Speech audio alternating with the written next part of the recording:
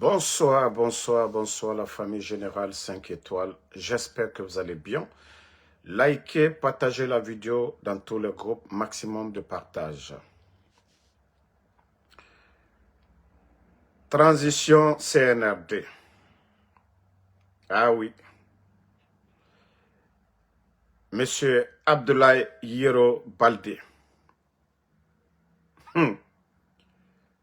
C'est ce qu'on dit. À connaître pas, à demander. Un produit du président Alpha Condé, Abdoulaye Yero, qui a créé son parti politique, qui avait participé aux mascarades du CNRD organisées tout récemment, dont il est venu en deuxième position. Maintenant que pour les législatifs,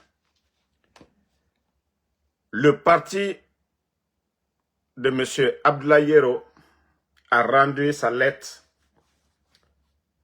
en se retirant du processus. Monsieur Yero, votre maître, le président Alpha Condé, le président de l'UFDG, de l'UFR, pourquoi ils se sont retirés? Parce qu'ils avaient compris depuis longtemps que ces gens-là ont pris la Guinée en otage.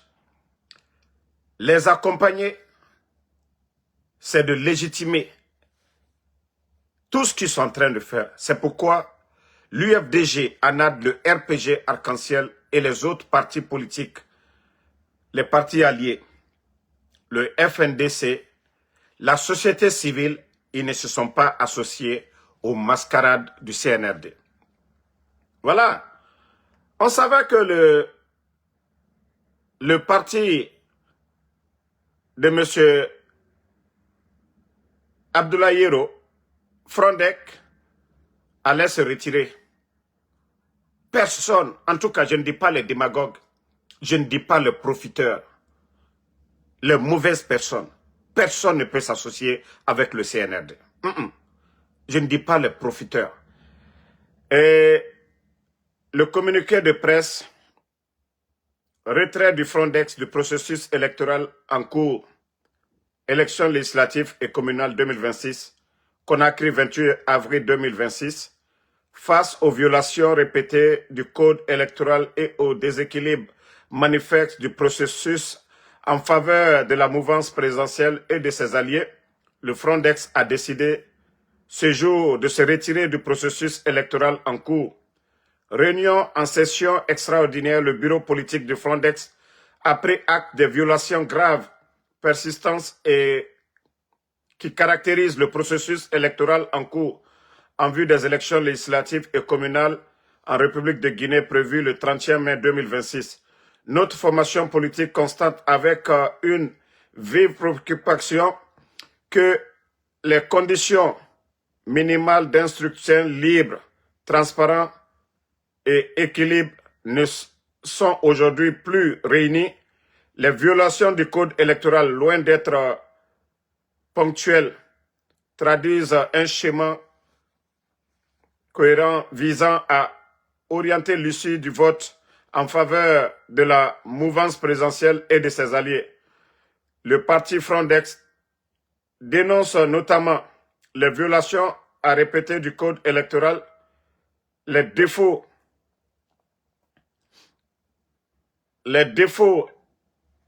d'impartialité de l'administration électorale, les rejets sélectifs et discriminatoires de candidatures du parti, les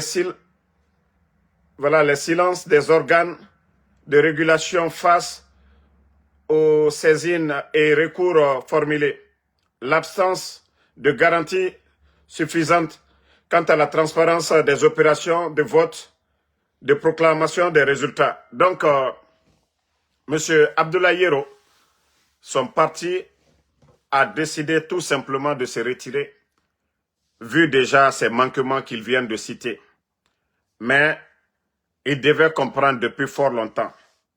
Son patron, son maître, le président Alpha Condé, son parti, pourquoi ils ont décidé depuis fort longtemps de se retirer de tout. Parce que le CNRD n'est pas un gouvernement à qui on peut faire confiance.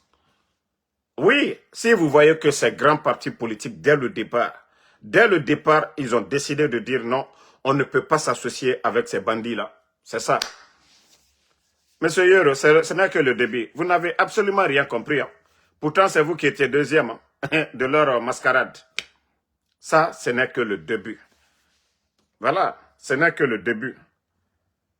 Comme on vous a prévenu là, vous n'avez pas compris. Ah, vous n'avez pas compris dès le départ. Maintenant, vous allez comprendre. Voilà, ceux qui demandent c'est qui Abdoulaye Yero, c'est lui, le monsieur. Voilà, il se retire complètement. Ça veut dire que le CNRD, rien ne va. Et aussi, Badra Kone, aïe aïe aïe, Badra Kone, Badra Kone, Badra Kone aussi, les gars,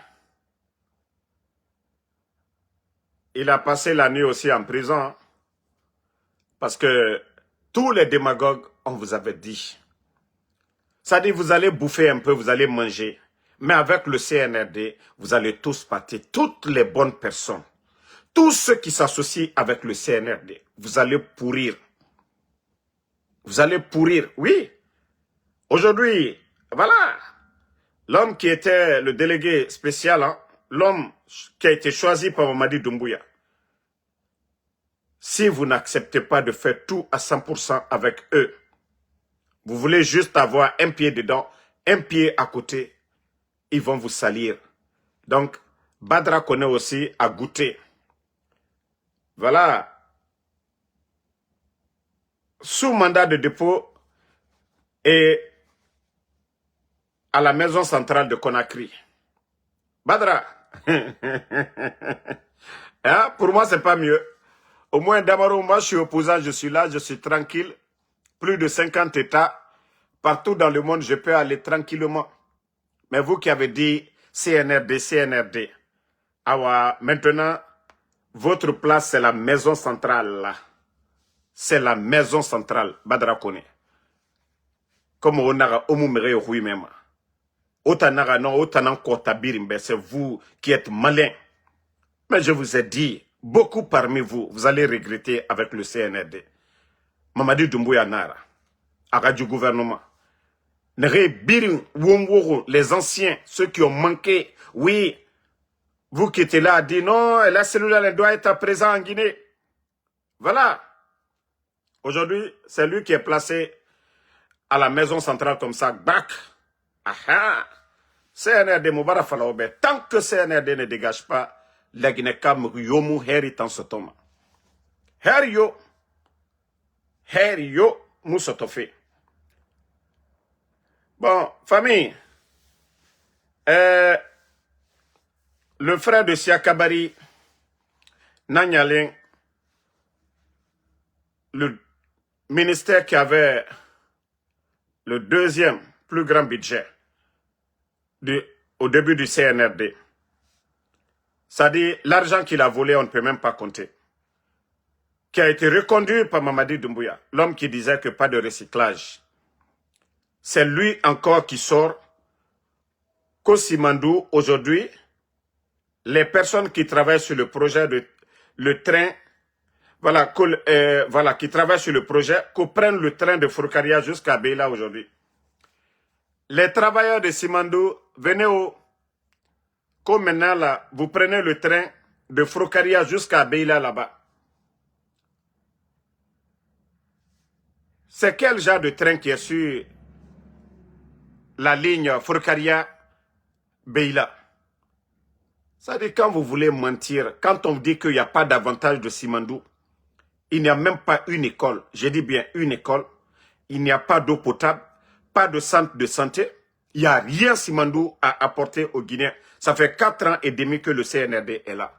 Vous avez démarré ce projet-là aujourd'hui. Vous avez démarré ce projet. Hein? Vous avez démarré le projet. Mais on veut savoir, ça profite aux Guinéens comment? Si lui, il vient dire que les travailleurs, les rails, ce n'est pas pour la Guinée. Ces trains-là, ce n'est pas pour la Guinée. Le gouvernement n'a rien à voir dedans. Nous, nous parlons de la Guinée. Ce qui nous appartient là, c'est les minéraux là. Simandou là, le mont Simandou, c'est pour la Guinée. Ah, c'est les travailleurs, c'est pour les multinationales, les contrats que vous avez signés, 35 ans là. Jusqu'à présent, c'est pour eux, c'est leurs travailleurs. Maintenant, la population guinéenne là, qu'est-ce qui profite aux gens de Beila? Il était prévu de construire l'hôpital régional de Beila jusqu'au jour d'aujourd'hui. Non.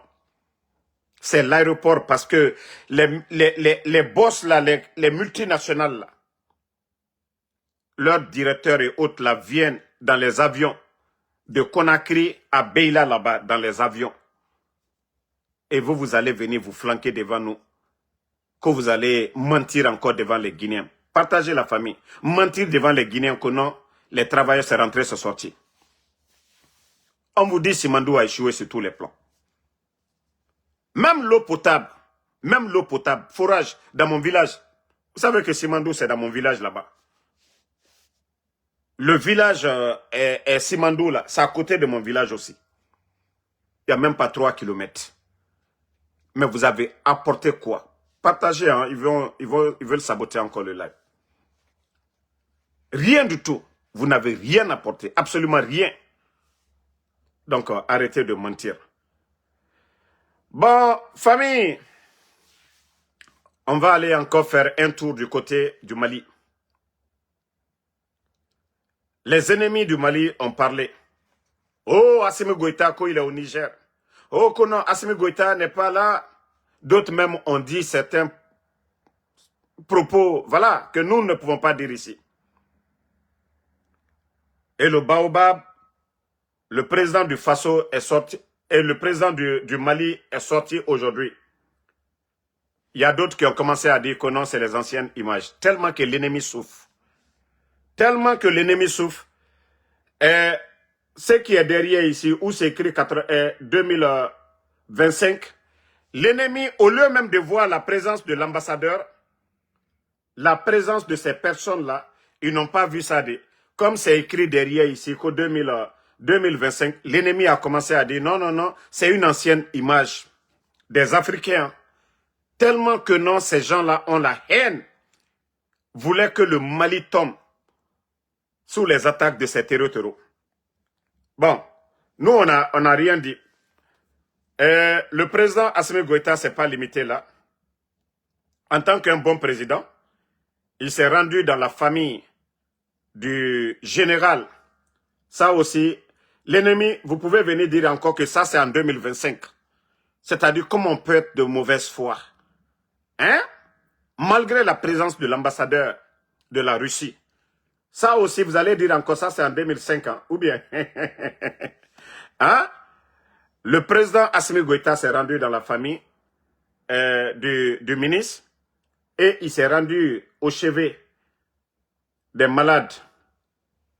Vous voyez? Vous voyez? Regardez ici. Le président Assimi Goïta, les blessés, il s'est rendu, voilà, au chevet des blessés, bien portant. Et vous voyez encore ici. Vous allez encore, venez, vous allez dire, c'est les images de 1900. Voilà. Ça, c'était aujourd'hui et dans les rues même, vous voyez, à l'hôpital aujourd'hui. Donc, les ennemis. Vous avez vu la photo aujourd'hui. Dans la famille du ministre Sadio. Dans la famille du ministre Sadio Kamara. Comment des gens perdent de mauvaise foi? Comment on perd de mauvaise foi? Ce qui est arrivé au Mali. Il y a d'autres même, les terreaux là. Si ceux-là avaient pris Bamako aujourd'hui, nous, notre pays, la Guinée, toute la sous-région allait être menacée. Parce que leur folie, leur mensonge, et je ne sais pas, leur charia ou je ne sais quoi. Montrez-moi un pays arabe. Ce que les bandits là veulent imposer aux gens vers chez nous là. Montrez-moi un pays, l'Arabie Saoudite, Pakistan, tous ces pays là. Ce que les bandits là veulent imposer aujourd'hui au Mali, si c'est imposé au Pakistan ou bien en Arabie Saoudite. Tous ces grands pays musulmans, il n'y en a pas. Ce ne sont que des bandits. C'est des gens qui prennent des rations avec d'autres personnes. Et ça, c'est le comportement des musulmans. C'est des gens qui prennent la drogue, qui prennent l'alcool. C'est des mosquées qui ont été bombardées pendant que les fidèles sont en train de prier. Donc vous, les ennemis, là, vous pouvez penser ce que vous voulez. Et aujourd'hui, le Mali a compris. Et le président Assimi Goïta il va s'adresser à la nation aujourd'hui. Vous allez encore dire que ça, c'est une ancienne vidéo encore. Ce soir-là, le président du Mali va s'adresser à la nation. Donc, je vais vous montrer encore une vidéo d'un journaliste malien, franchement, qui a fait fort. Ah oui. Ah oui. Il faut vraiment féliciter le journaliste. Abdoul Niang, journaliste malien, bonsoir Abdoul Niang. Abdoul Niang, journaliste malien, mais que je respecte encore. Abdoul Niang, journaliste malien, bonsoir Abdoul Niang. Bonsoir, Monsieur Drago. Merci d'avoir accepté l'invitation de la quotidienne Info ce soir pour discuter justement de cette situation que connaît votre pays depuis presque 72 heures maintenant. Justement, 72 heures après les attaques, quelle est la situation à Bamako, mais aussi dans les villes qui sont touchées par les attaques? La situation est calme à Bamako, à Sévaré, ainsi que dans toutes les autres villes qui avaient été ciblées ces derniers jours par les organisations terroristes coalisées, parrainées également par certains acteurs étatiques. Hormis la région de Kidal, où la riposte de l'armée s'organise et est déclenchée quelque part avec les forces de frappe de l'armée de l'air. Toutes les situations sont globalement sous contrôle, comme l'a dit le chef d'état-major de l'armée.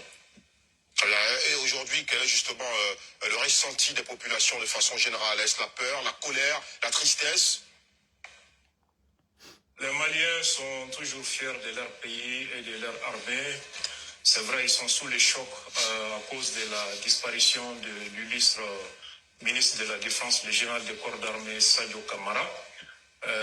Mais cela n'entame en rien la détermination des Maliens. Le Premier ministre l'a rappelé. Le combat pour notre dignité n'est pas à négocier. J'implore la miséricorde de Dieu sur toutes les victimes civiles et militaires de cette agression internationale contre notre pays. Et les Maliens démontreront... Pourquoi vous la qualifiez d'agression internationale, Abdoul Niang? On sait que l'attaque est revendiquée par le JNIM, qui est affilié à Al-Qaïda, et par les rebelles du Front de libération de l'Azawad. Pourquoi vous dites international?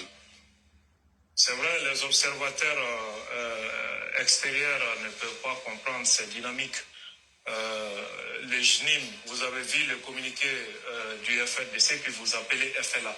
FLA, c'est l'ancien MNLA, qui est le partenaire de la France et de l'aménagement. C'est écrit dans leur texte et ils l'assument depuis 2013 jusqu'à leur expulsion de notre territoire. C'est la réalité que beaucoup ne comprennent pas et ils font des analyses à côté. Le JNIM est une organisation terroriste qui est soutenue et parrainée par l'État de l'Algérie. Donc, ces organisations terroristes ne sont que des proxys qui agissent au nom d'un État qui ne peut agir publiquement et ouvertement. Ce sont des accusations particulièrement graves à Abdoul Niang. Est-ce que vous en avez les preuves? Par exemple, sur le cas algérien, par exemple. On sait que diplomatiquement, d'ailleurs, on sait que votre pays et l'Algérie ne sont pas en odeur de sainteté. Et d'ailleurs, c'est l'autre question que j'allais vous poser aussi. Est-ce que c'est pas le fait d'avoir reconnu aussi le Sahara, le Sahara occidental comme territoire marocain, finalement, qui a entraîné tout cela? Il faut demander à ceux qui ont travaillé dans l'aménagement, les soldats ivoiriens ont travaillé dans l'aménagement. Le MNLA est un partenaire de l'aménagement et un partenaire de la France. Les documentaires existent pour attester de cela. Yad Agali et tous les leaders du JNIM sont sur le territoire algérien. Vous avez vu, c'est pas pour rien que l'Algérie a abattu un drone malien. C'était pour protéger ces terroristes de haut profil. En 2016, le journal Le Monde a écrit que Yad Agali était dans un hôpital à Tamaracet. Aujourd'hui, vous reconnaissez que l'Algérie a abattu un drone malien. À l'époque, il avait été dit que le drone s'est écrasé. Officiel. Mais ils ont dit qu'ils ont abattu parce que les drones avaient franchi leur territoire. Il fallait aller démentir ça devant la Cour internationale de justice. Mais vous avez vu qu'ils ont refusé d'aller s'assumer là-bas. Donc ça en dit long déjà sur cette réalité. En 2016, le journal Le Monde a révélé qu'Iyad s'est soigné dans un hôpital de Tamaracet et que l'armée française voulait agir contre lui, mais elle a eu peur pour ne pas froisser les Algériens. Les travaux du Britannique Jeremy Kennan expliquent assez la complicité de l'Algérie dans cette histoire de terrorisme au Sahel. Un officier malien des renseignements maliens, le colonel Ould Lemana, avait dénoncé que l'État algérien est au cœur de AQMI. Le lendemain, il a été abattu chez lui à Tombouctou. Donc, face à des réalités que vous ne comprenez pas, ça fait que les conclusions sont toujours biaisées et même complètement hors sujet. Non, Abdoul Niang, vous ne pouvez pas dire que nos conclusions sont biaisées. Nos conclusions ne sont absolument pas biaisées. Et c'est d'ailleurs pourquoi nos chroniqueurs en plateau ont aussi donné leurs avis. Shadrach Bouguet, d'ailleurs, nous a rejoint. Il est consultant en défense et sécurité internationale. Bonsoir. Bonsoir, M. Drabo. Déjà, lorsqu'on fait la lecture des événements qui sont arrivés au Mali, on ne peut qu'être sidéré, mais cela s'inscrit dans une dynamique globale d'insécurité dans le monde. À l'instar d'autres régions du monde, l'Afrique aujourd'hui est en proie à une insécurité croissante. Lorsqu'on prend par exemple la région des Grands Lacs, lorsqu'on prend le bassin du lac Tchad, un peu vers l'Afrique australe avec les difficultés qu'on peut rencontrer dans le Cabo Delgado, mais aujourd'hui dans le Sahel, on se rend compte que l'Afrique même, en général, de manière globale, est aujourd'hui ébranlée et fait face, à côté de ces défis de développement, aux défis de paix et de sécurité. La situation malienne, elle est inédite, elle est vraiment triste dans la mesure où ce n'était pas une situation, ce n'était pas un événement auquel on aurait pu s'attendre, surtout dans le contexte actuel. Nous avons plus ou moins constaté avec joie, avec contentement, la reprise de la ville de Kidal, qui était un symbole qui avait été perdu pendant un moment, et avec la conquête du pouvoir d'État, la conquête de la ville de Kidal par les autorités étatiques de Bamako, les autorités de transition, on était contents, on a tous salué cela. Mais aujourd'hui, avec la perte de cette ville stratégique-là, on se demande aujourd'hui, est-ce que la junte n'est pas aujourd'hui n'est plus en mesure aujourd'hui d'assurer la sécurité des Maliens, mais cela s'inscrit dans un contexte global d'une trajectoire de dégradation de la situation sécuritaire. C'est le miroir aujourd'hui de la réalité sur le terrain. Et franchement, déjà, il faut saluer la résilience du peuple malien, parce que ce n'est pas facile avec déjà le blocus que les Maliens ont connu récemment lors du dernier trimestre de l'année 2025, et également toutes ces attaques, toutes ces morts, cette violence psychologique, physique que le Mali endure aujourd'hui, c'est franchement quelque chose de condamnable, et on ne peut pas accepter cela. Et franchement, c'est à condamner, et nous partageons aujourd'hui, nous compatissons aux difficultés que le Mali rencontre aujourd'hui. Docteur Kameno? Oui, la première réaction qui me revient, c'est par rapport au peuple malien, parce que une guerre, ce sont des vies brisées, ce sont des familles disloquées, c'est une reconfiguration même de l'espace et des relations. J'ai deux questions pour notre invité en duplex. Au regard de l'attaque qui était vraiment coordonnée de façon stratégique, et puis de l'alliance entre ces deux groupes qui apparemment n'avaient rien en commun, mais qui se sont mis en commun par rapport à l'objectif, qu'est-ce qui a manqué au niveau de l'anticipation, du renseignement, pour éviter que cette attaque soit vraiment coordonnée de cette façon? Minute là.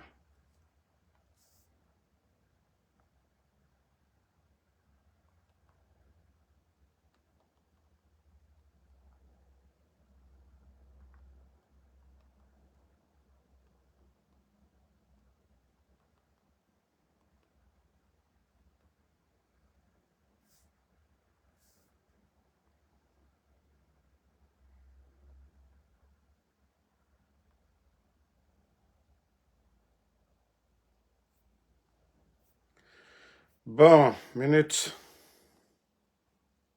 Vous savez, les gens, quand il a dit d'arrêter, ils ne comprennent pas du tout. Voilà. Situation que être fait à une situation qui n'avait que trop duré pour enlever les populations dans la souffrance. Donc, en 5 ans après, une telle situation arrive et qu'on arrive à avoir des terroristes dans la ville Gardisson, au cœur même du régime, il y a à se poser des questions. Donc, reconnaissez que la question a bien un sens. Nous sommes en train de parler de deux choses différentes. Et en tant qu'un expert de défense sur le plateau, il ne fallait pas faire cette confusion parce que vous confondez la perfection et la vulnérabilité. Et nous sommes en train de parler de la résilience. Aucun système sécuritaire n'est infaillible, aucun au monde. Et les renseignements également peuvent avoir des informations. L'information n'est pas le renseignement. Les informations peuvent être incomplètes ou ambiguës. Il faut un travail pour savoir. Il faut aussi, et souvent même quand vous interpellez des suspects terroristes, les cellules sont cloisonnées, ce qui fait que l'interpellation de 2 ou 3 personnes ne permet pas de démanteler l'ensemble du réseau. Ça, c'est pour ceux qui connaissent les renseignements. En plus de ça également, vous parlez de Kati, de Bamako. Et pourquoi vous ne parlez pas de New York? Ça, c'est le cœur même de la première puissance mondiale qui a été frappée avec plus de 3000 victimes. Vous parlez de cela. Mais pourquoi celui du Mali serait toute la résultante d'un échec, d'une approche sécuritaire? Très bien, merci beaucoup, Abdou Niang. Il y a intérêt à construire ces narratifs. Merci, mon père Bertrand. Non, j'aime trop Abdoul Niang. Ça dit, ces journalistes de NCI en Côte d'Ivoire qui ont voulu, comme si ça c'était une victoire. Mais le journaliste, il a été à la hauteur. Toutes les questions posées, il les a répondues et il les a mis à leur place. Ils ont parlé, oui, défaillance, quoi.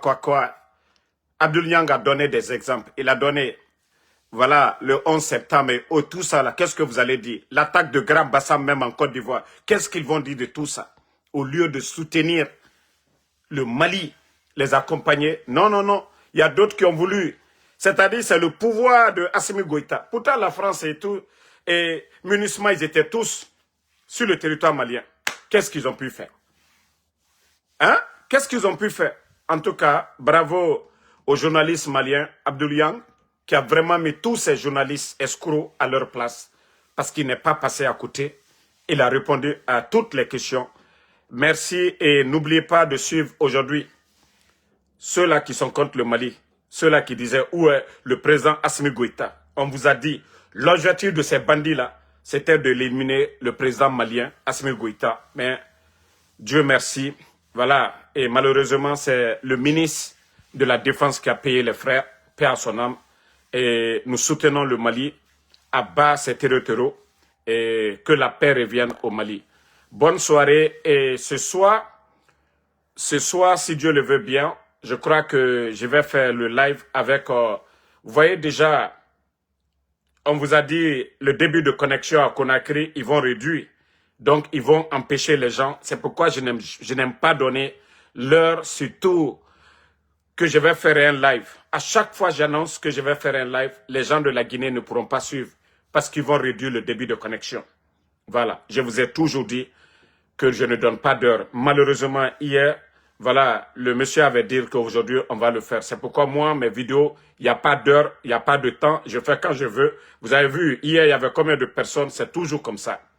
Une fois que tu donnes l'heure, le CNRD, il demande à l'ARPT de réduire le débit de connexion. Comme ça, les gens ne peuvent pas regarder le live. Voilà. Je vous ai dit depuis hier. Et tous ceux qui me demandent, Damaro, pourquoi tes vidéos, il n'y a pas d'heure? Je sais pourquoi je ne donne pas d'heure. Parce que le CNRD n'a pas honte. Ils sont prêts à cause de nous, de réduire le débit de connexion. Comme ça, quand il y a le live, tu cliques là-dessus, tu ne peux pas regarder. Le débit est faible à Conakry. Voilà, c'est seulement que les postes et autres, là, ils peuvent regarder. Mais le live, ils sont empêchés, ils vont rentrer. Et voilà, juste une minute, voilà, c'est fini. Ils ne pourront pas regarder. Donc, moi, je vais même dire au monsieur, soit on va programmer pour une autre date. Comme ça, voilà, on va programmer le live pour une autre date. On ne va pas prévenir, ils vont nous voir. Et au moins qu'ils viennent réduire le débit, voilà, la majorité est déjà connectée. Donc, merci à tout le monde.